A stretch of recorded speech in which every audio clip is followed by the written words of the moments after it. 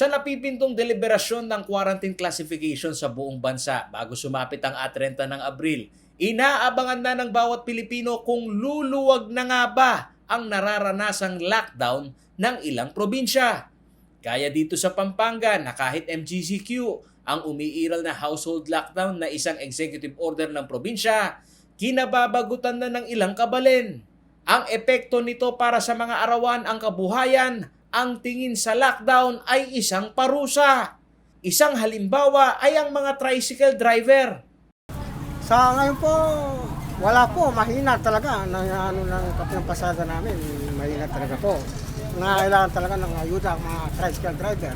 Ang kawalan ng pasok sa eskwela at limitadong paglabas ng tao, kabawasan sa inuuwing kita ng mga ito.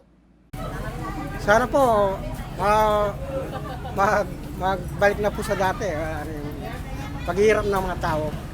Sa kumikitid na oportunidad ng ilang mamamayan na nooy may hanap buhay, daing nila ang alalahanin sa kanilang kinabukasan. Gaya ni Jefferson Figueroa na hindi na na-renew ang kontrata bilang gasoline boy dahil sa pagbabawas ng tao sa pinapasukang gasolinahan. Wala pa akong trabaho ngayon. Dala ng pandemic natin eh. Sinubukan na rin anya niyang makipagsapalaran bilang isang rider. Ngunit dahil sa paiba-ibang quarantine classification, ang kumpanya na nakadepende sa pagbubukas ng ekonomiya, ang kanyang pagiging delivery boy, on-call na lang.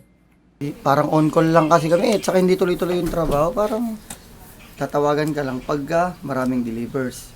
Patuloy na lumalala at papalaki ang unemployment rate sa bansa. Ito ang datos ng Philippine Statistics Authority sa pagpasok ng taong 2021. Mula Enero hanggang nitong Pebrero, umabot sa 8.8% ang unemployment rate sa bansa. Ito ay may kabuuang 4.2 million na Pilipino. Paulo G. Santos, CLTV News.